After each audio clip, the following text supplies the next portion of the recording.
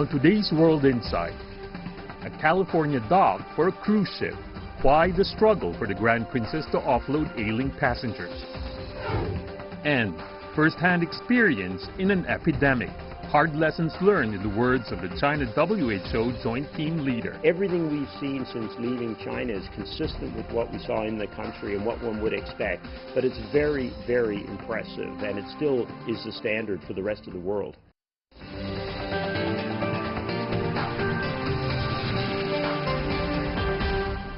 Here is our host, Tian Wei. Hello and welcome to World Insight, coming to you live on CGTN. I'm Tian Wei. Let's begin today's program with COVID-19 spread in the United States.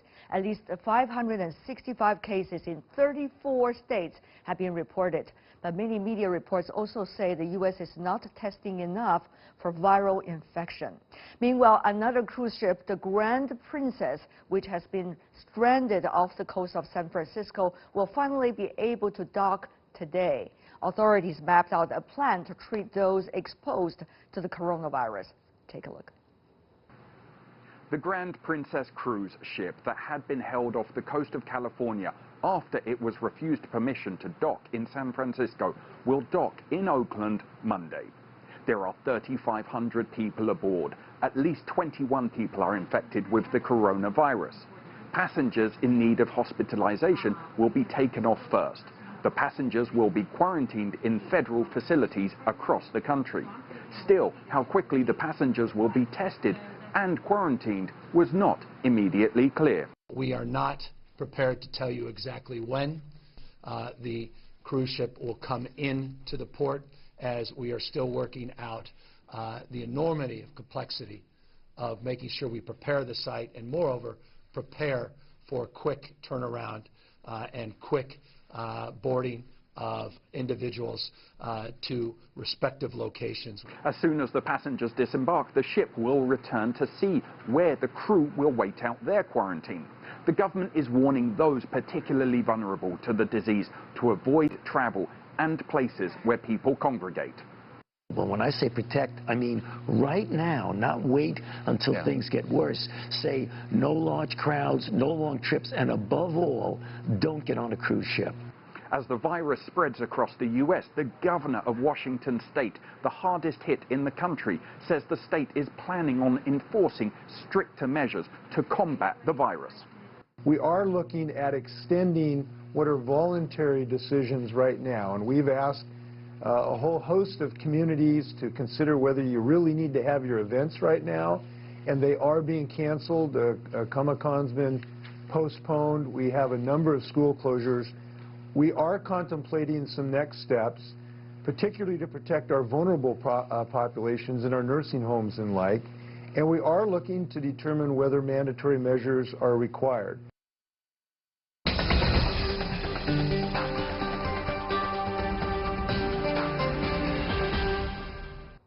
For more about the latest situation, both inside the United States and on board that cruise ship, we talk about the Grand Princess. In Washington, we are joined by Dr. Kate Tulenko, who is the CEO of Corvus Health. That is a global health advisory firm. She's also well recognized worldwide in health workforce and systems.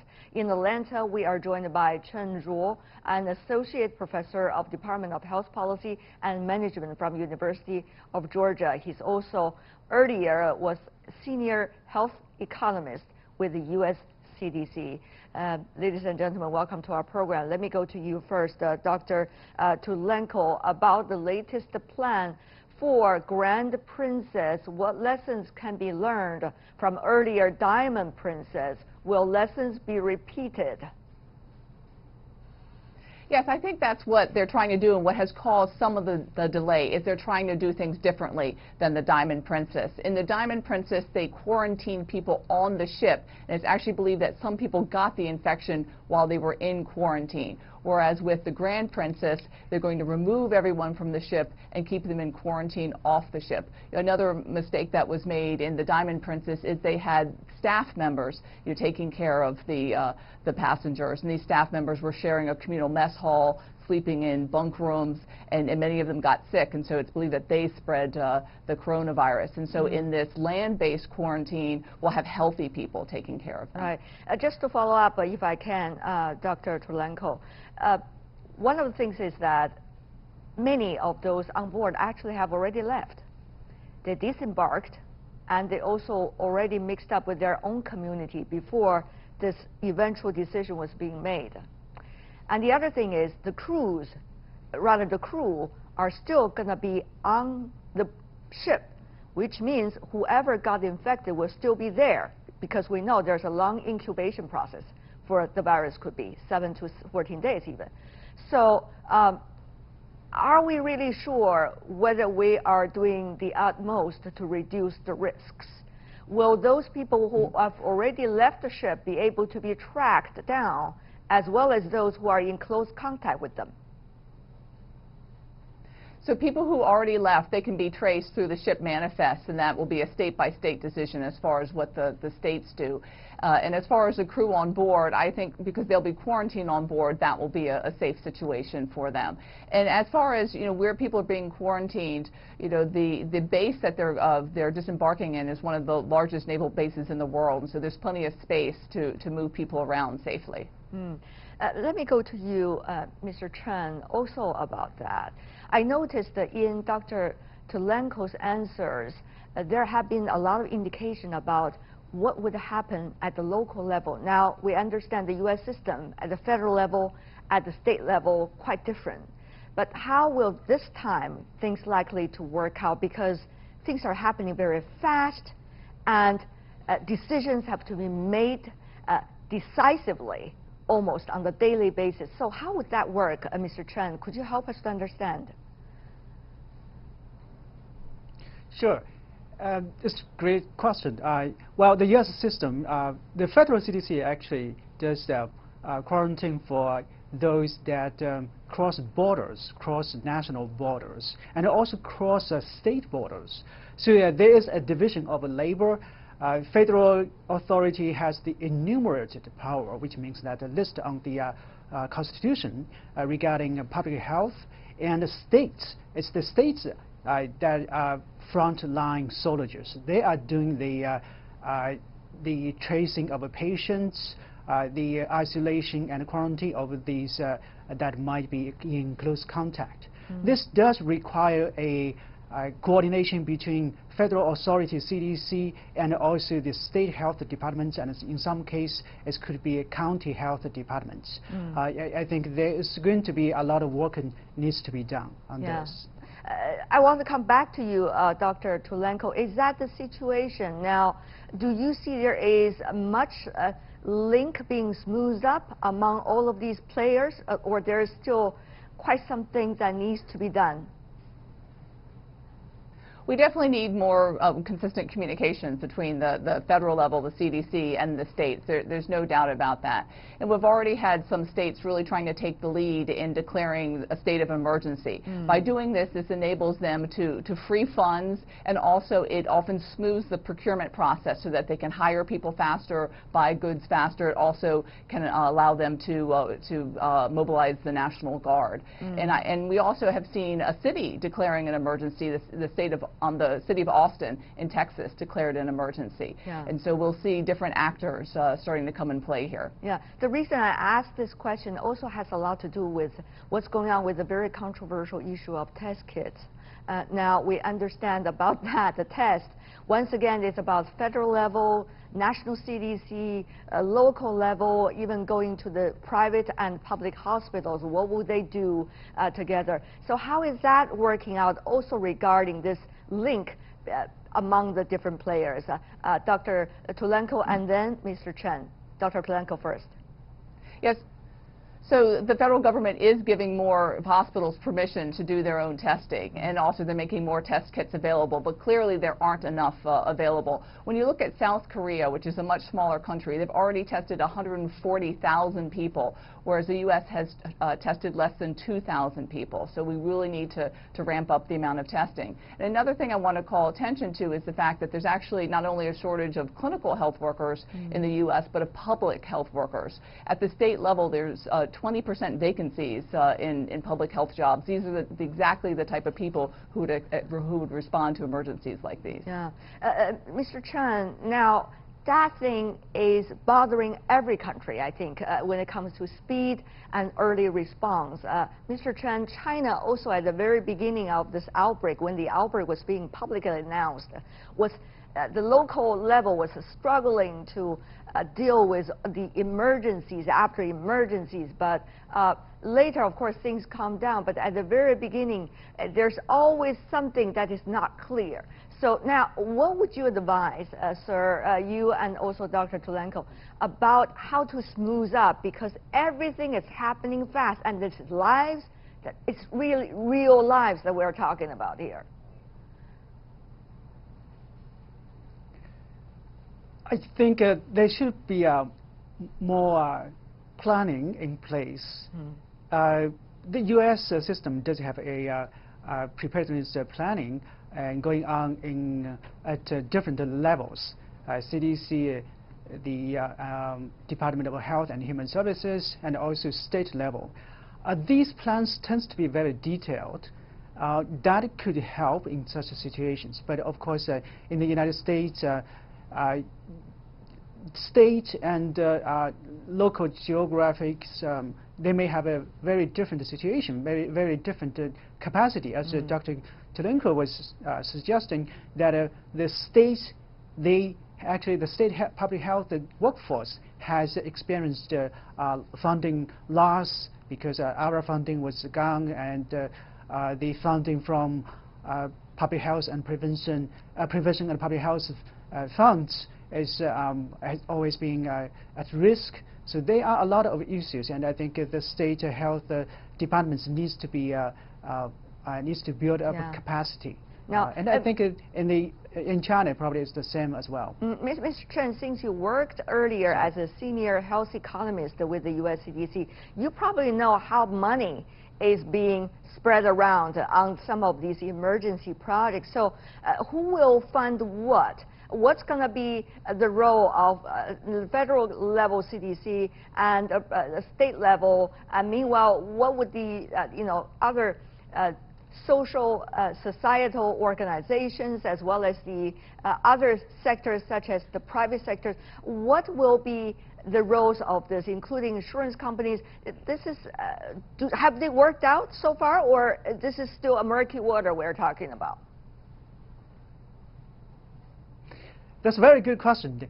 For me, I was a health economist, so I do not work directly on emergency preparedness. But what I have seen is that the U.S. CDC does have funding. Well, the Congress allocates funds to U.S. CDC, and then U.S. CDC sends the funds to local health departments, state health departments, and even in some cases hospitals and community organizations to build up a capacity via grants, cooperative agreements, and sometimes contracts. So it's a passing through. The CDC is a passing through agency. They fund the local organizations by the funded by the Congress. Yeah. In terms of coordination with the private sector and the local agencies, I think it does require a what they call health in all policies. And in the ACA, Affordable Care Act, there is an initiative to establish a national prevention strategy which focus on coordinating all different partners, private, public, hospital, and disease prevention and other sectors to to work on improving health and to prevent such an epidemic. Yeah, interesting. Very interesting so issue. That's, yeah, I think.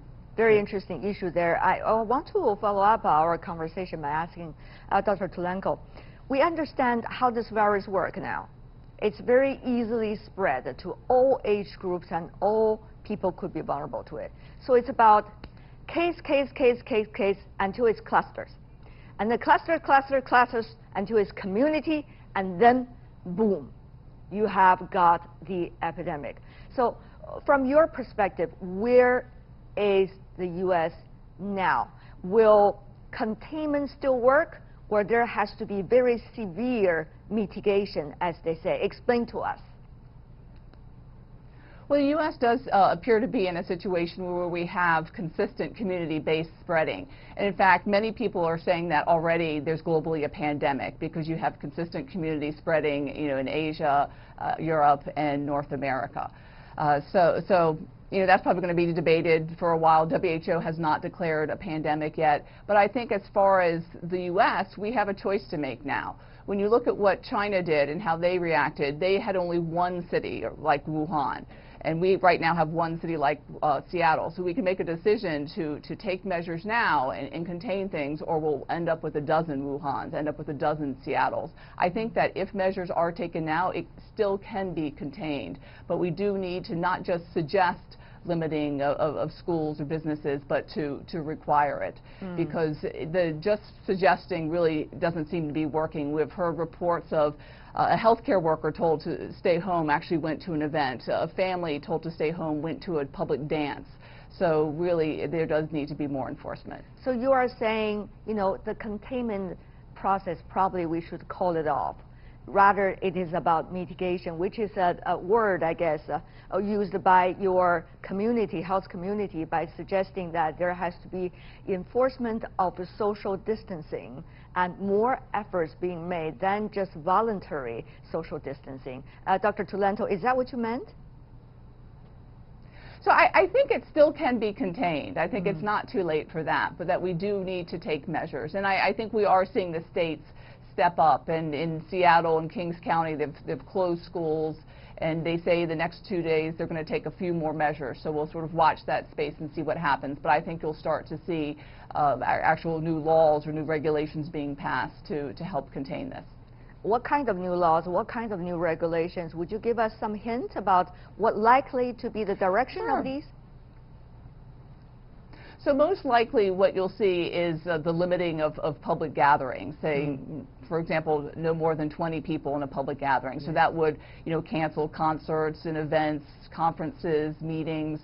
You might also see more schools closed. It's those big congregations that are the challenge.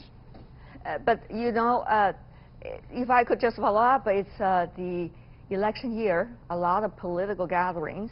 And in the states of Washington, for example, there's likely to be local election about the Democrat nominee, right?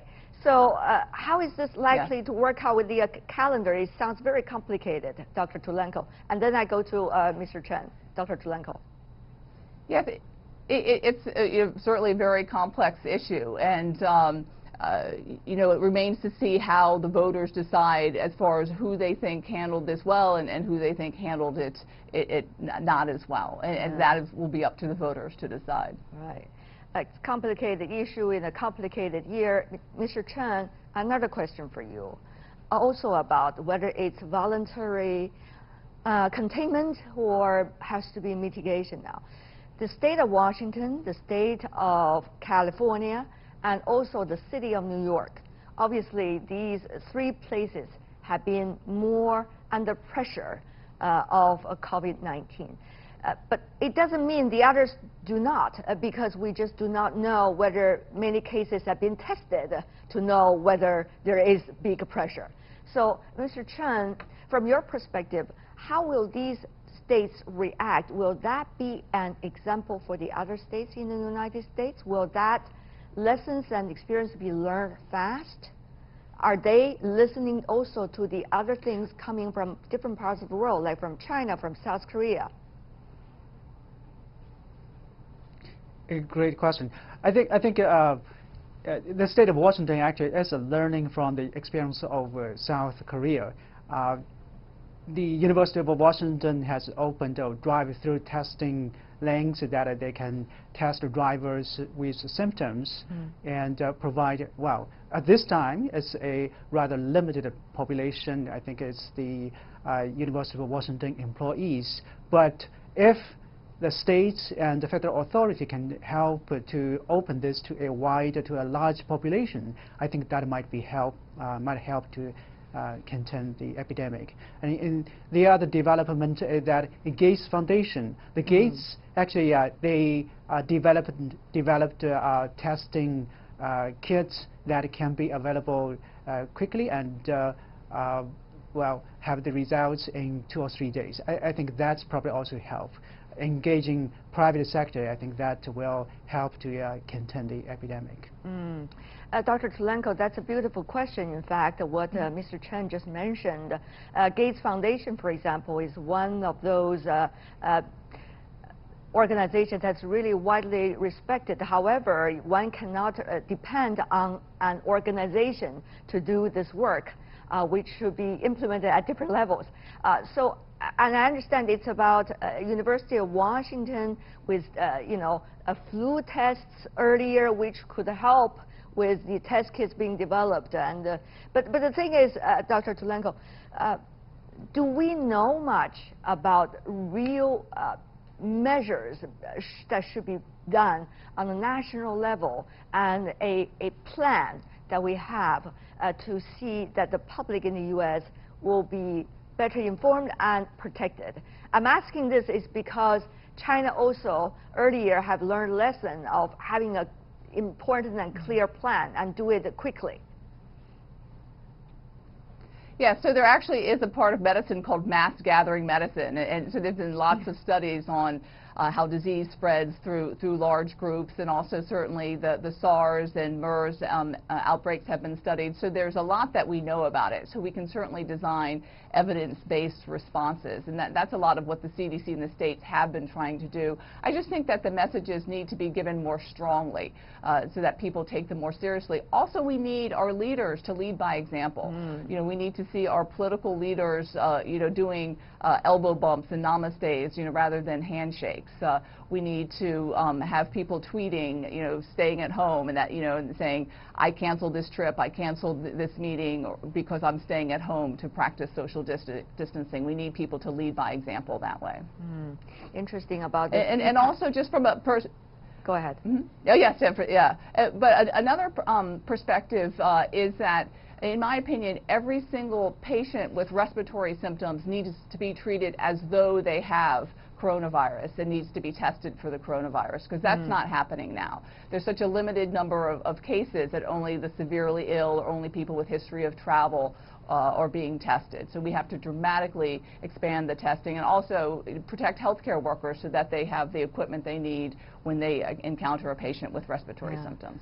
I would love to have our conversation continue because a lot of important points both of you have put out there. Unfortunately, we're running out of time. We hope things are going to smooth up. We hope lives will be saved. Thank you so much for both of you sharing your insights. Kate Tulenko and Chen Zhuo. Really appreciate both of you. Thank you. You're watching World Insight with me, Tian Wei. Still to come on our live program. First-hand experience in an epidemic, hard lessons learned in the words of China WHO Joint Team Leader. That exclusive interview right after this break. You're watching World Insight coming to you live from Beijing. I'm Tian Wei. While China is holding down the trenches against the epidemic, the rest of the world is starting to grapple with its rapid spread on their home soil. So how can the world effectively deal with the crisis altogether? In late February, a WHO team joined the Chinese scientists in touring 5 Chinese cities to study the outbreak and to determine how effective China's response was. They later released a report praising China's antivirus effort. Dr. Bruce Aylward, the WHO Assistant Director General, who led the China WHO Joint Mission on COVID-19, told me in an exclusive interview that it is not the time for China to relax, and for the world, hard lessons from China's experience are very helpful.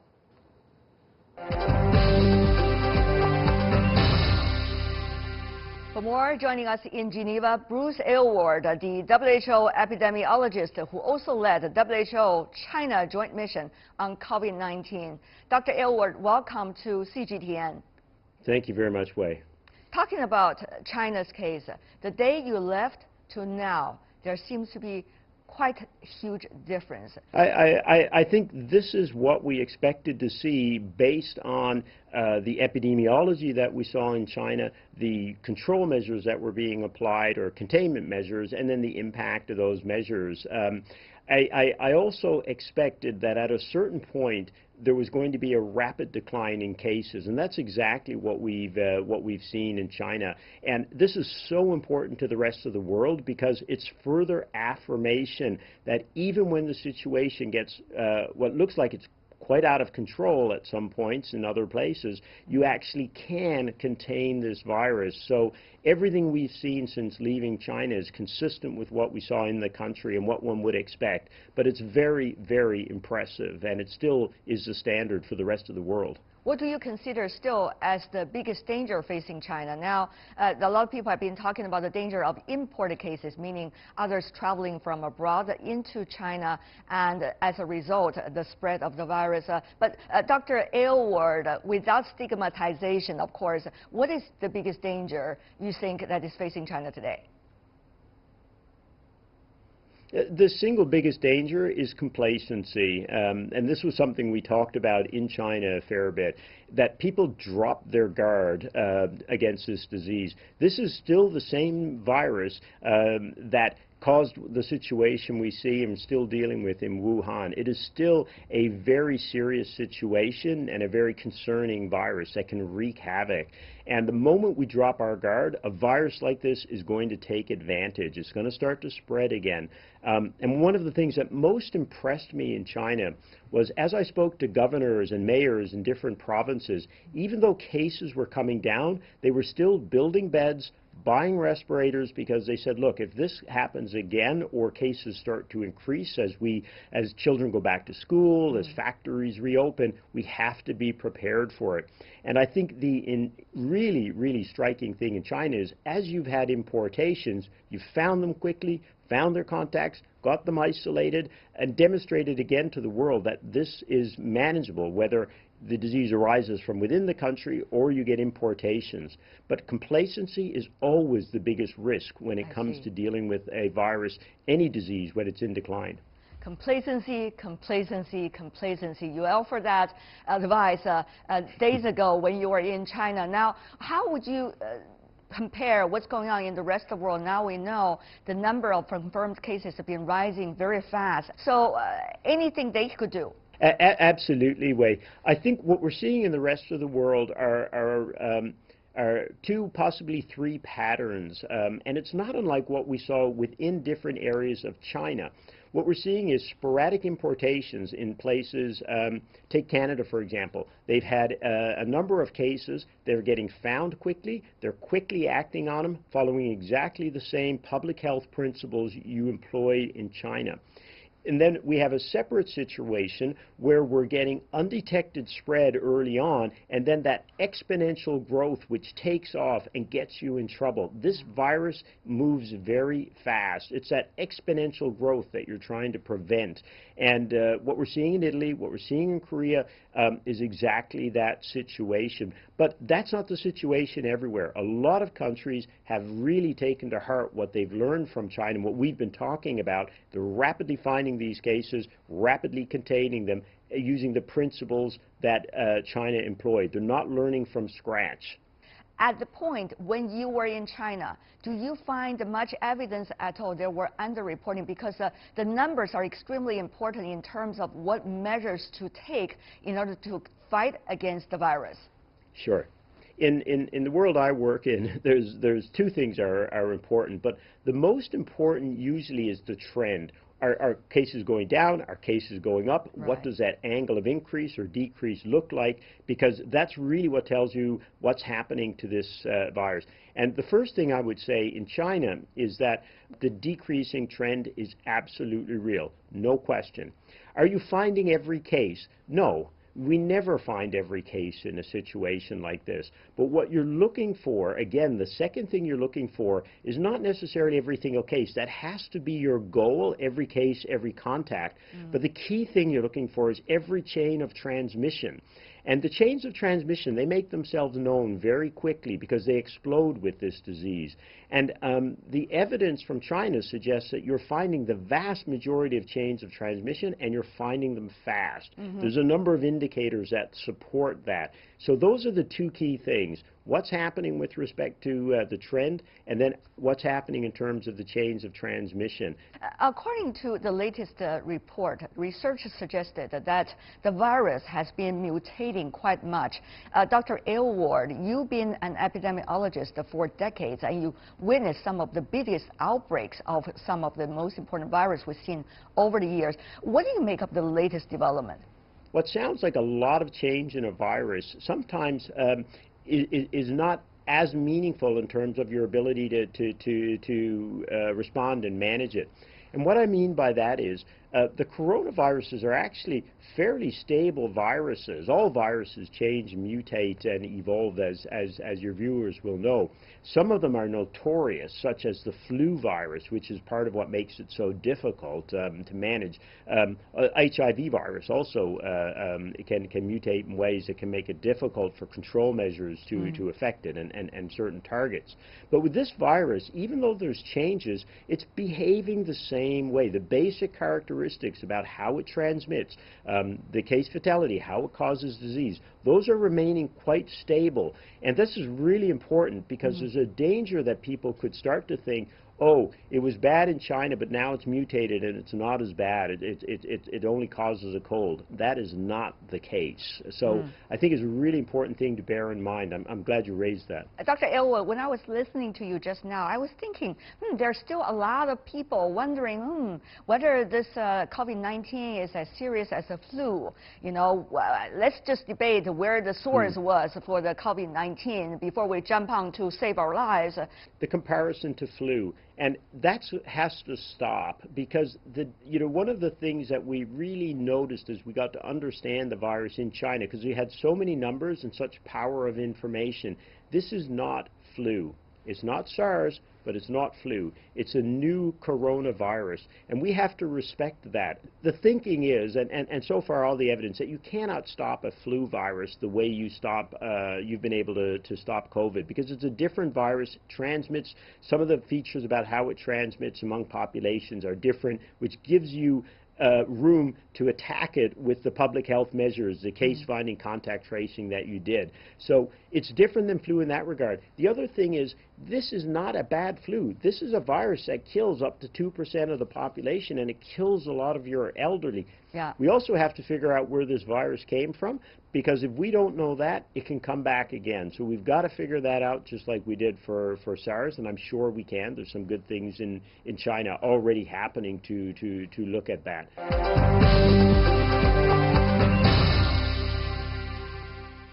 On the other hand, we still have not seen successful yet therapeutic treatment or drugs specifically targeting at this coronavirus, COVID-19. Meanwhile, we also do not see yet on the immediate horizon about vaccines. So many people wonder what's going to happen with COVID-19. We do not have a good track record with vaccines against these viruses, nor do we have a good track record with therapeutics.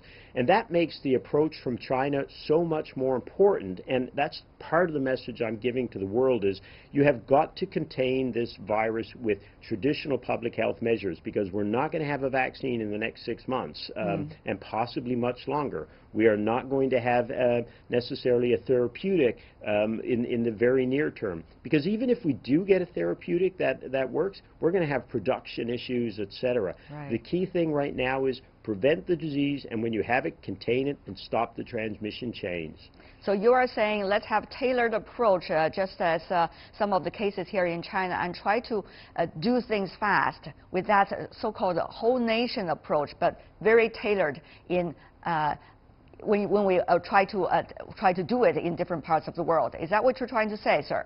There's many people think China took a one-size-fits-all approach and just said, everybody, we stopped the schools, we stopped the roads, everybody stays at home, etc. And it wasn't. It was a much more tailored approach. I heard that again and again and again in China. Do you have 0 cases in your area? Do you have sporadic cases? Do you have clusters or community transmission? And what are your capacities? And you tailor your approach to that. A really important message. But more important is the tailored approach works. It's not a compromise, it's a tailoring. Earlier, you were participating, if I remember right, in Zika virus research, Ebola, yellow fever. You were also a Dustin Hoffman figure in the movie Outbreak. I'm sure you witnessed many of the previous cases. What about this time? Can we do it better? Yeah. So my first observation, Wei, would be we're getting better at research in emergencies. What do you mean by that? A lot of credit goes to the What I mean is we're getting more organized. We're understanding what are the key questions that need to be answered, and we're trying to coordinate and cooperate much more quickly on that. We're sharing the results much more quickly than in the past. We're also setting up what we call R&D blueprints around every major crisis, and this is an initiative WHO learned out after Ebola, where we bring together the top researchers, set the top questions, and try and direct money and resources at those key questions. So in those ways, we're getting better. Right now, if you look at the research around COVID-19, it's incredible. Thousands of flowers blossoming, yes, let's say, in terms of this. There's research being done everywhere, but the problem is, for a lot of policymakers, they're bewildered by the number of studies that are being proposed. So one of the things we tried to do when we were in China was to say, look, these are the things you have to have. These are the ones that are nice to have. It's great that we're doing the research, but from the center, in a crisis like this, you have got to be focused on, what was the term they use in the U.S., the moonshots, you know, those big initiatives. So whether it's a serologic test, whether it's testing some of the, not every antiviral, but the ones that we know have actually got promise, you know, get those at the top of the list.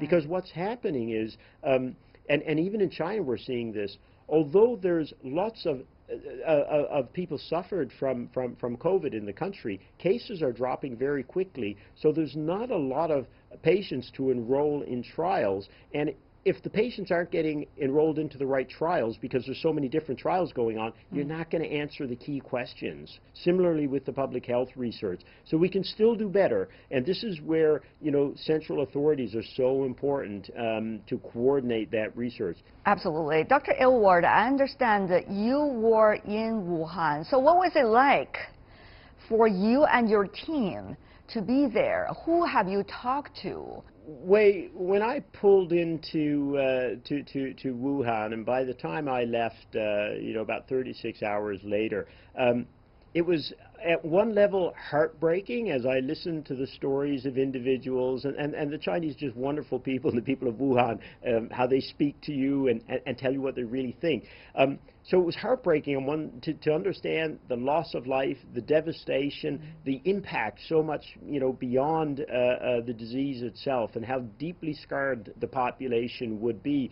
But much bigger feeling that I left with was how inspired I was. No matter who I spoke to, whether it was a translator, whether it was someone in a train station, you know, when we pulled in, it was always the same message. This is our duty. This is what we need to do. And that's a very hard thing to do a month into this. We tried to see every aspect of the response. We talked to the political leadership. We spoke to people who were in the trenches doing the contact tracing, trying to help find the contacts. We talked to people in the stadiums who were taking care of the mild cases. We talked to doctors who were taking care of the severe cases. We talked to nurses running the fever clinics. We talked to so many different folks to try and get a feel for what was happening there. You know, I was sleeping 2 hours, 3 hours a night for a couple of weeks, but the Chinese colleagues were working so much harder. And one of the things that I keep telling my colleagues here is, every time we got on a plane or on a train or on a little bus or a van, when I would turn around to ask one of my Chinese colleagues something, you know, they were fast asleep because they're exhausted. They're working such hard, long hours. You know, they would grab a wink of sleep wherever they could. Because what I saw was a tremendous sense of responsibility and of duty to protect their families, their communities, and even the world from this disease. It was truly inspiring. I left with such a deep admiration for the people of Wuhan and for Chinese society in general. You know, the real heroes of this response are those people, you know, sitting home in skyscrapers and apartment buildings for weeks on end. And, you know, the few that I did meet, they said, you know, we're playing our role, we're doing our part. And that is so powerful, and the world just owes such a huge debt to the people of Wuhan. And I just wanted the people of Wuhan to know that the world knows that, and we're sharing that story. What you're doing is so important. And, you know, when we get this under control, I'd be delighted to come back. But we have a lot of other places to get dealt with. But no, you leave a little bit of your heart in China, and especially in a place like Wuhan at a time like this. You're welcome back when it is the right time, when time is ripe, as they say. Thank you so much. 谢谢您，谢谢。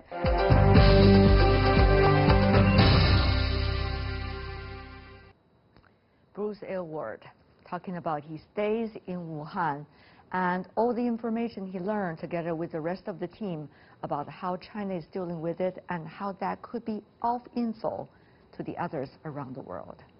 And that is all the time we have for today. If you'd like to know more, try to find us on World Insight CGTN into your search engine. And also tomorrow, we're going to bring you our special program on the COVID-19, which is called The Frontline. You will hear expert insights of doctors from China, Japan, and South Korea, and Italy who are dealing with COVID-19 on the very front line. They're going to compare notes and provide us with real information analysis. To find out more, you can also visit our website as well as our YouTube channel and also Twitter and Facebook accounts. From me, Tian Wei, and the rest of the team, thanks for watching. Tune in again next time for more insights across China and around the world.